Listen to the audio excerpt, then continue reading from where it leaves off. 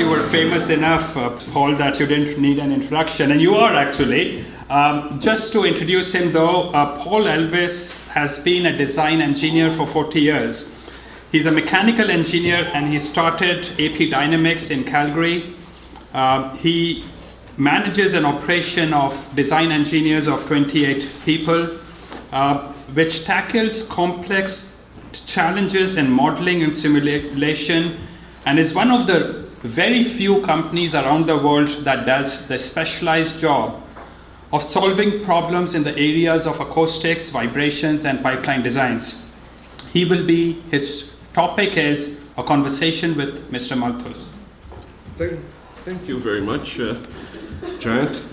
You will notice that it's been upgraded to a discussion. I was talking to Mr. Malthus for a while, and like we don't see eye to eye on a number of things, and it was upgraded to a discussion.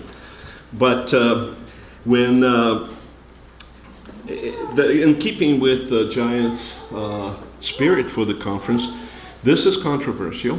I'm bringing some ideas that will run against the usual libertarian sort of thought process, because I think there are new processes. As you know, I'm a design guy. I do a lot of math and computer stuff, but I took an interest about 20 years ago into economics, and it was a newly acquired respect for economics. I'm glad I'm not writing exams on it, because it is a very, very interesting but very complex area.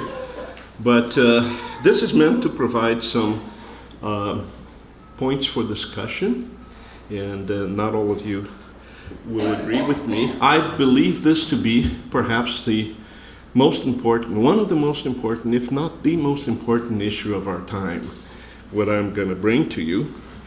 This is not a simple discussion on how technology is affecting our lives and creating unemployment. It's not that simplistic.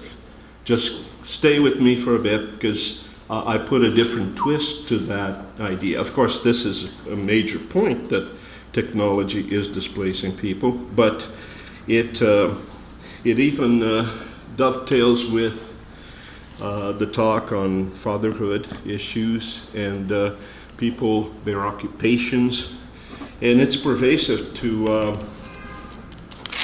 our lives. Mr. Malthus lived in England from the late 1700s to the early 1800s.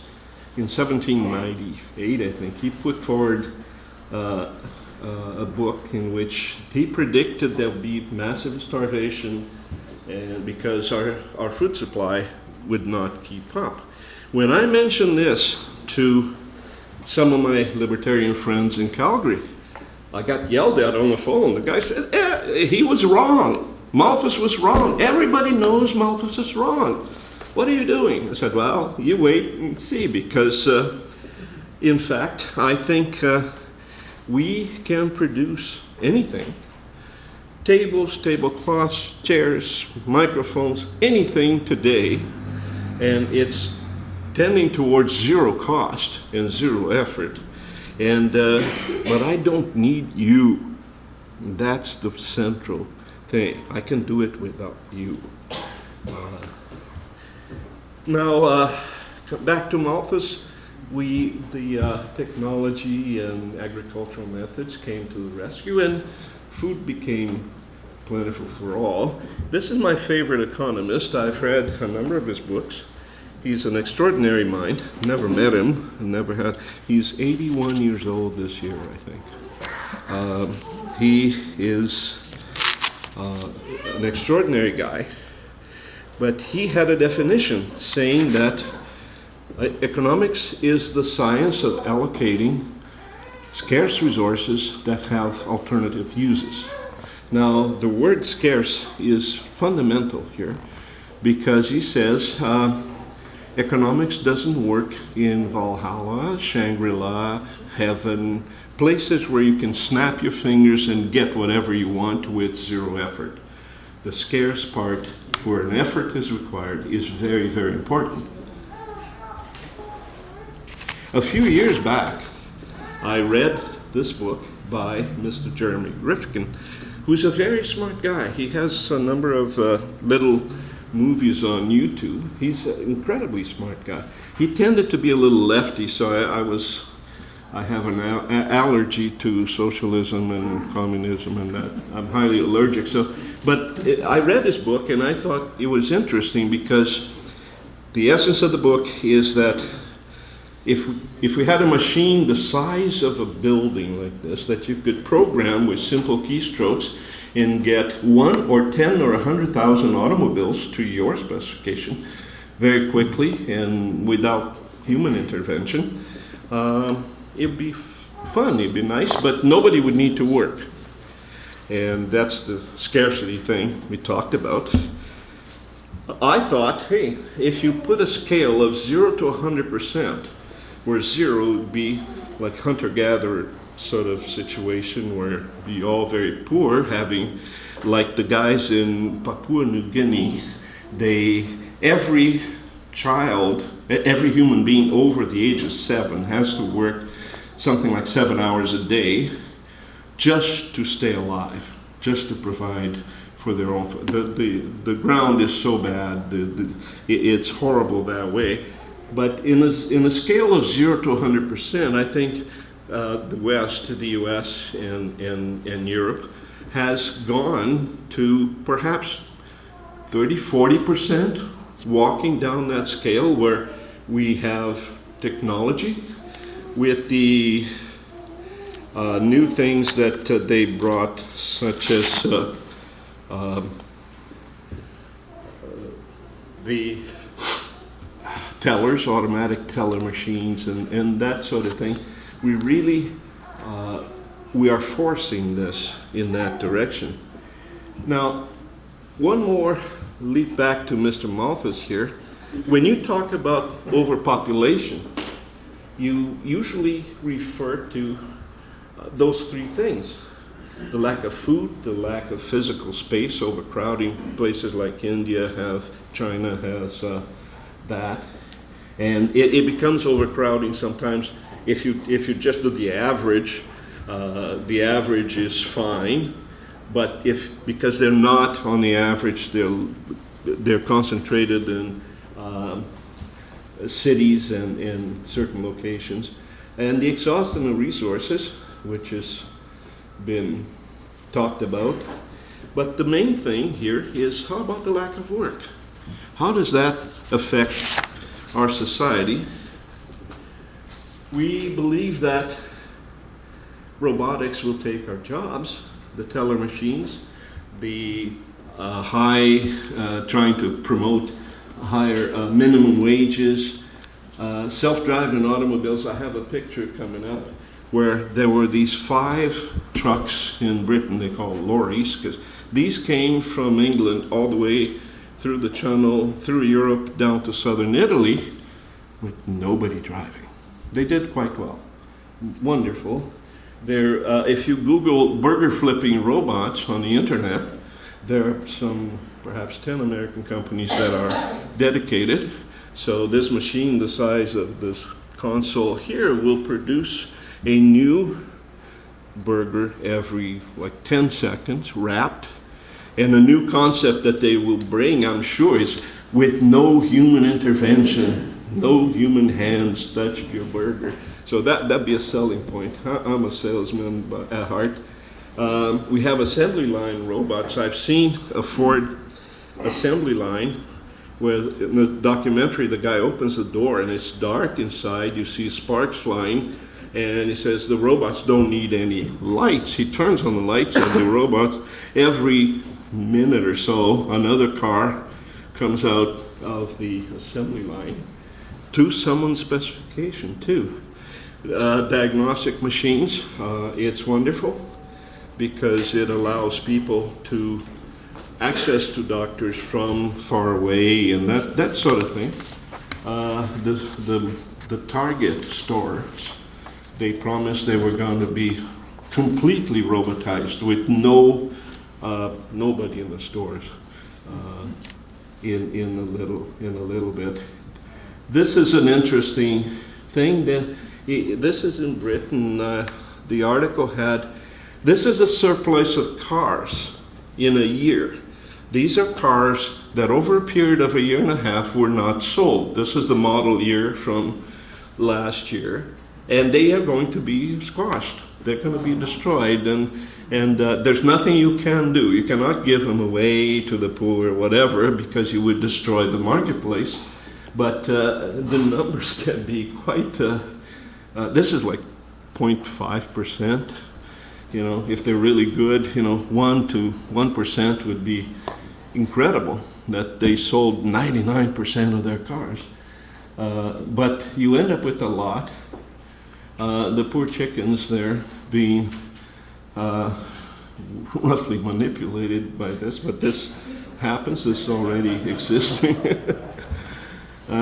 These are the trucks that went around. Now, one of the points is that we're not only today displacing populations. We started this back in Charles Dickens' days, Bleak House and all that. In the early 1800s, when agriculture got better, we displaced people from the farms. They went into London, they went into the big cities. We see in the books today they went looking for a better life. I think what they did was some people will, younger people especially, will go, and sometimes a lot of the younger people that move on their own volition to better places that they suppose is better, they go back to their countries. I know that's happening. My family is from Portugal, and it's known that a lot of the population moves away, and a lot of the young guys come back and say, hey, yeah, it's better to earn less here than to live in Germany or something. But since the early 1800s, we created these huge populations of displaced people. And what we did with them is the point here. The second point is that with the technology, people are not very good at adopting to new ideas, new places. Like you said, I run an engineering company. It costs me $40,000 Canadian to train a young engineer. It takes about a year and a half, and it's a wonderful labor of love. I enjoy greatly, but it costs a lot of money, and you cannot do that. It's very hard. My own experience, I worked for 10 years, and then I went back to graduate school. God, it was hard. I'm not very smart. It was just hell.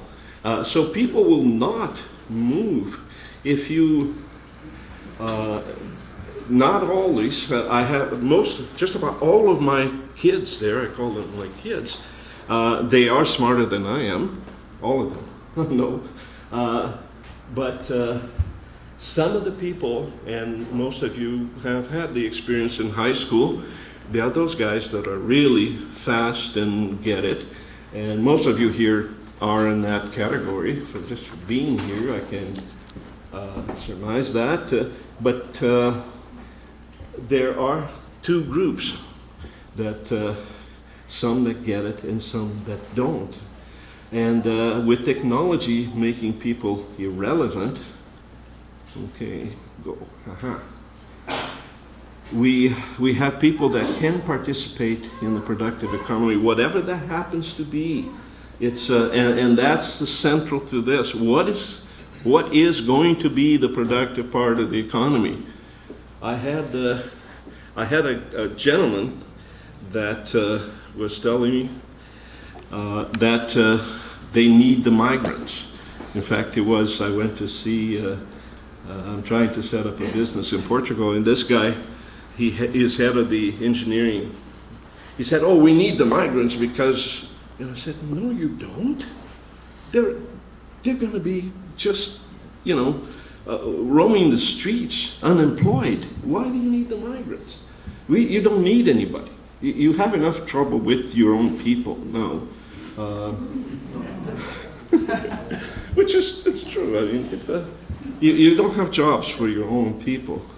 One thing that happened that is sort of saving the day is this damn thing, that it improved cognition quite a bit. I know my youngest daughter was kind of slow on the take with computers. She was not very interested, and I kept. I go fishing, right? Just trying to lure her into the interest in the tech side of things. And I went to the mall and got her the first iPhone. We had to stay in line, and we got her the first iPhone.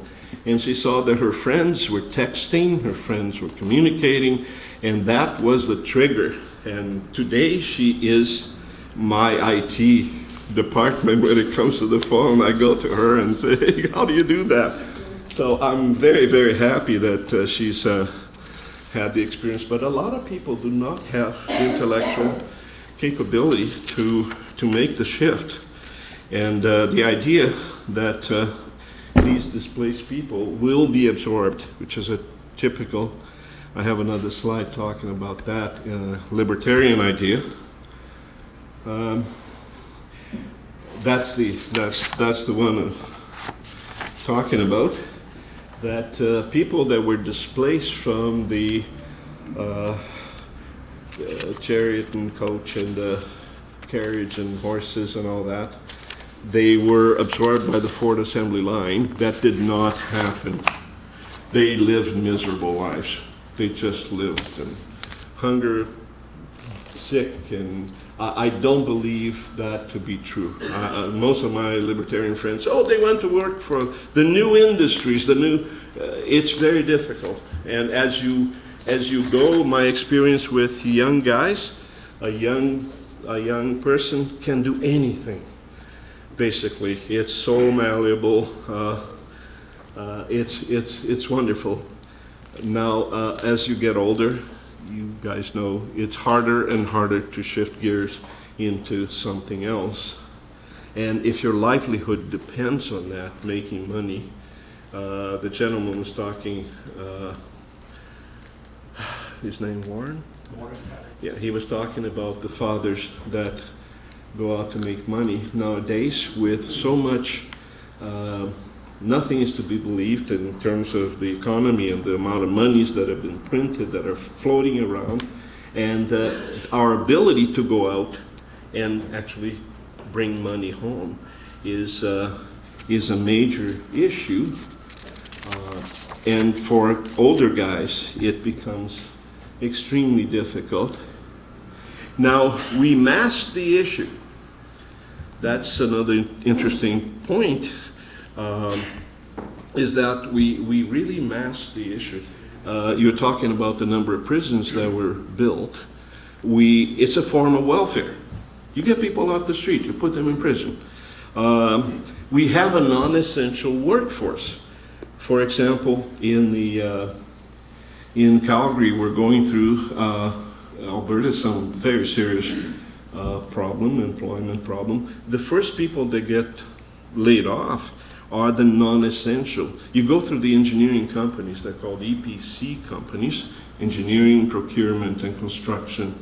Sometimes it's EPCM, but these companies are shedding the dead wood, we call it. And it's very sad to talk about people as dead wood, but that's what's happening. They're being laid off in great numbers, but they were employed masking the issue. That was a form of welfare. The guy kind of walks around with pencil and paper, and it looks like he's doing a bunch of stuff, but you can do without him. I worked for a big pipeline company about 25 years ago, and that was before I started my own business. I looked around and I said, geez, I can do this with a third of the people. That's ridiculous. A lot of these big companies, and you're talking Shells and Essos and stuff, the amount of, dead wood, and they all look very busy. In the States in particular, there is this work ethic thing. And you do not catch anybody with an empty hand. He has a pad, he has pencil in hand, and looks busy, right? Yeah. But a lot of the stuff is kind of questionable. In the past, we had these things that royalty did not work. In Downton Abbey, you see all these guys were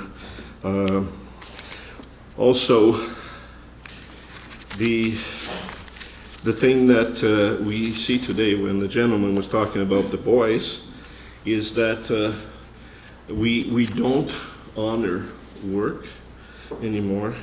We have the idea that making money is evil. So that colors the whole thing from elementary school. We are de-emphasizing work and making money. So it gets to be a big problem. My little daughter, who's in the arts, and it's very difficult to make money and to succeed in the arts. And she's in the Alberta College of Art and Design. She's a nice artist. I like the stuff she does. And we're supporting her. But she came to me saying, she's in the design group, and she says, there's so many smart kids there. Just amazing.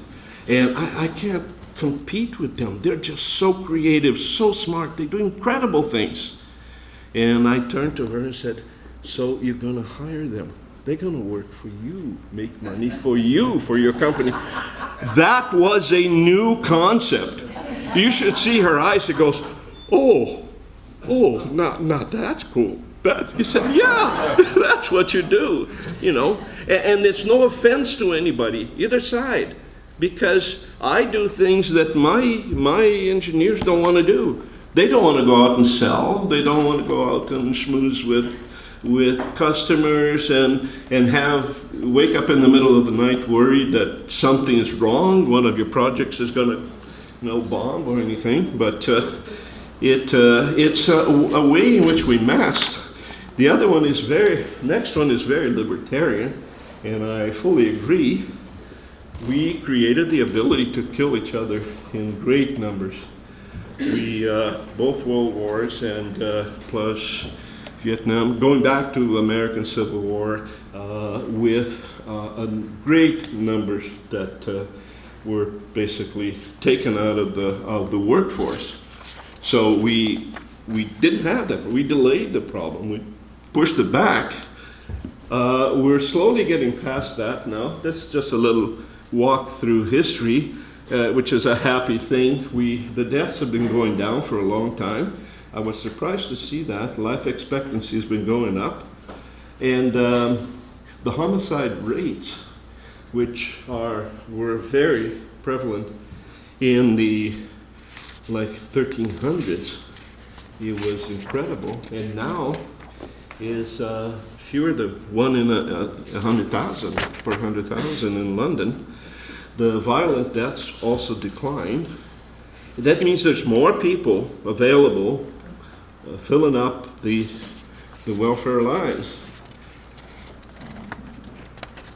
It's about 6 in the world today. Now, when we give people these things, hygiene, nutrition, antibiotics, and medical assistance, this is survival to accidents, survival to, I remember someone telling me when the first time you go and split wood, and I remember saying, spread your legs, because it killed so many farmers. If you hit your leg with the axe, you die. It's gone. Game over. Nowadays, it's survivable. Now, we are playing God by providing sustenance to people. The question here is just to tickle the libertarian would say, no way, no, we do nothing. We leave them to their own devices, and the free market will take care of it. I contend the free market will not take care of it. But the royal we here, who is we? I don't know. Now, information, we tend to have a lot of very useful information from the US. Today there's over 100 million people on some form of welfare. I think there's many more. If you add the hidden ones with fake employment, there's part-timers and whatnot, there's a huge, this is a third of the population. And you can cut that into, well, some are retiring, some are, it doesn't matter. The numbers are just so amazing. There's 50 million people on food stamps, which is people have immediate, there's an immediacy in that. If you can't provide food, then you have a big problem. And part of the presentation, the idea is that we've had these numbers all the way back to the 1800s.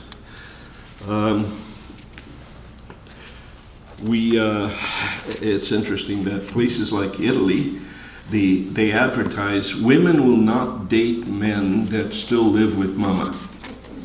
And this is so pervasive. In Italy, it's like they don't have money to buy houses. They just don't have it. And the market is such, is again the government in its infinite wisdom. There's zoning laws, of course. It creates the whole thing, and they can't buy homes. So it's a big thing.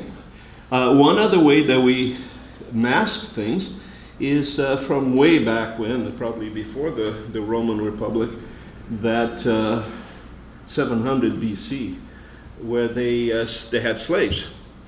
You pick someone who doesn't have a job, has nothing to do, you bring him as your slave, pay him, give him clothes, they get the hand-me-downs from the family, whatever, lives on a shack in the back, and you can use their work. He's alive, eats well, you don't want someone sick in your house, and he's alive. If you have no other choice of work, it's a form of welfare. Now, the minimum wage, again, our wonderful hand of the government here, and people that think they know way more than we do, that distorts the market, prevents the employment of the unqualified. How's my time? I saw the other day this boy, autistic boy with his mom, and he was saying quite articulate, this young kid. He says, I know I am slow. I wanted to work at Safeway bagging groceries for people because I know I'm slow, but I would see people every day. I would have a schedule in my life. I would learn to do things. But I know I can't be paid $15 an hour. There's no way I can work. And the guy was really not knowing what to say. And the mother saying, yeah, if you work for like $4 an hour, $5 an hour, it'd be a great place, to do that. There are things that can be done. Someone had a wonderful idea in countries where people want to learn English. There's a ton of elderly people in the US, in the UK. They have nothing to do. They're looking for company.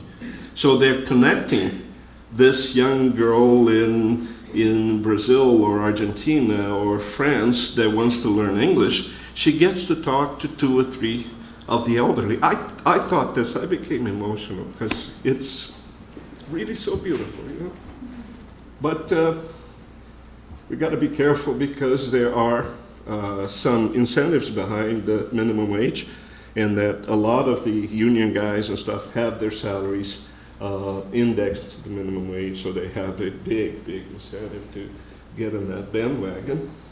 This is a funny story that I thought I would share with you because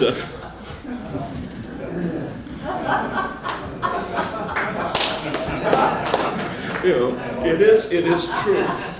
It is true, definitely.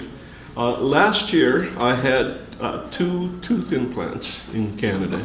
It cost me $13,000 the two, $6,500 each. Now, I called the guy a clinic in Mexico. And the lady there, I talked to her because I speak Portuguese and Spanish. I was chatting with this lady, and she says, yeah, she gave me the name of all the doctors. So half of them had English names, they were mostly Americans, and half of them were Spanish. They all graduated from the States. They're very good doctors. They've been trained in the States, but they do it for $2,100 each. So it would have cost me $4,200 and not $13. And that's about 2 years ago when the Canadian peso was almost 1-to-1 with the US. But it's the kind of thing, the point here is that we're paying for the welfare, and that's where this comes from. And it's also the free market in the world is kind of taken over, where places like Mexico, Panama, Portugal is one of them, are becoming havens for medical services, dental services, retirement. All these countries, learn Panama gives you 15 years of tax-free. Portugal gives you 15 years of tax-free if you retire there. They want your money. And they're all open for business now.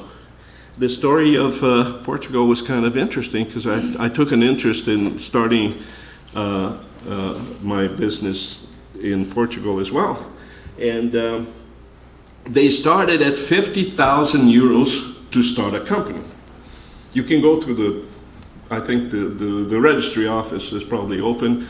You can set up your company, or you can go on the internet. It costs 170 Canadian dollars to set up your member company here. In Portugal, it was costing 50,000 in deposits because companies are evil. They're meant to screw up people. Our prime minister said the small businesses are set up so that people can avoid taxes, right? That's his idea. But then they went to 5,000 euro, and now it's zero.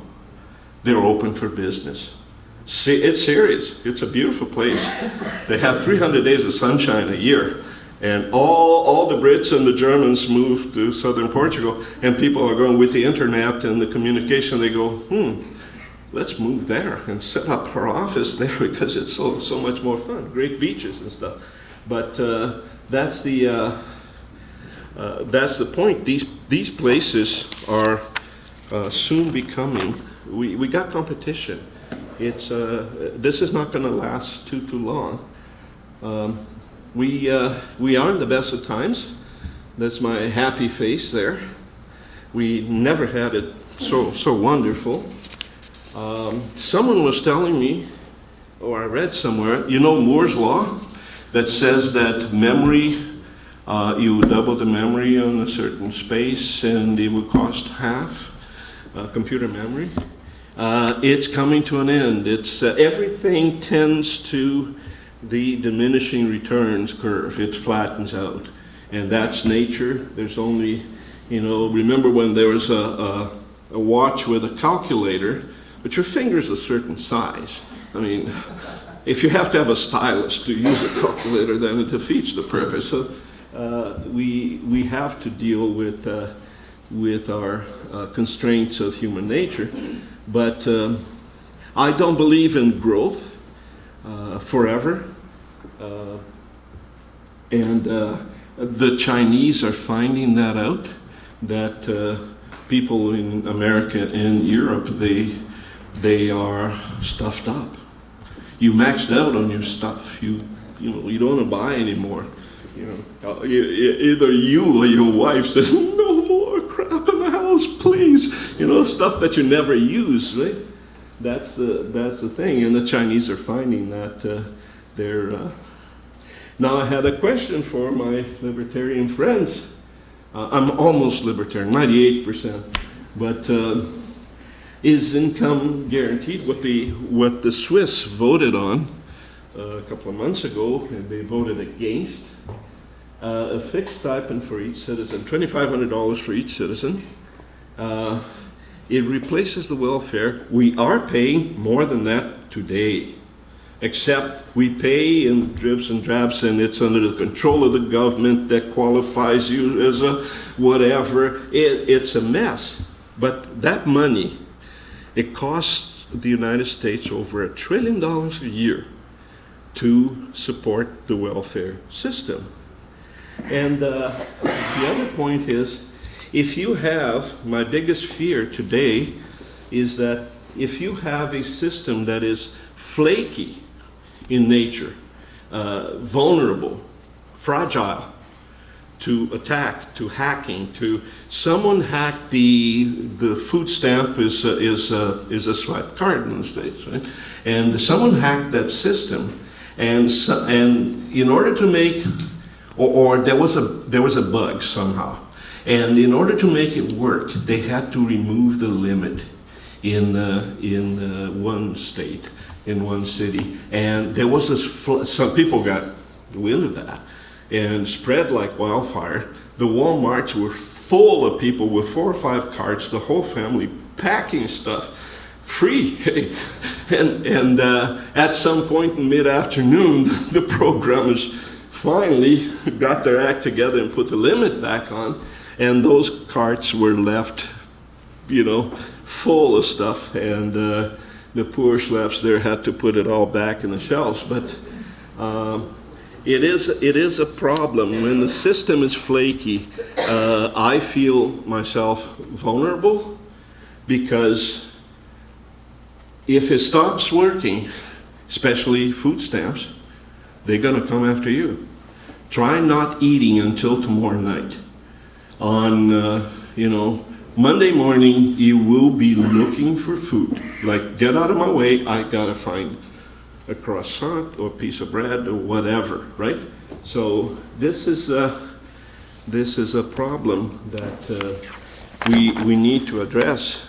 We, again, royal we. I was telling someone here, I think what libertarians, what we need to have is a new way. Please go, come on. Yeah, all right. If we brand this, the idea of a stipend there for people as socialism, and people go, oh my God, socialism, don't do that, we will have painted ourselves into a dark corner. With no Wi-Fi, it's going to be really boring. We need new labels. We have these wonderful ideas. I tell my libertarian friends, have a catechism in the back pocket, a little book that you look at the precepts of your belief, non-aggression, all that stuff, free market. But to transition from where we are today, we need a plan. We need to tell people about things that libertarians believe, and they don't go, oh my God, are you going to stop welfare? You have to have a plan so we transition. The objective, anarchy, is marvelous. Yeah. Are we ready for it now? I do not believe so. I don't think it can work at all. Now, there's a problem too of the lefties there use these populations to bulk their numbers come election time. They want migrants to come in because they feel they've been robbed, and in the process there's no end in sight, and a lot of people suffer, and the economic laws do not work. We've had displaced populations. I think this is the last slide. We've had displaced populations for a long time now. They died with disease. They died in wars. We used them as slaves. The gulags in the Soviet Union, they were doing that. They died in violent crime. We used them in menial jobs.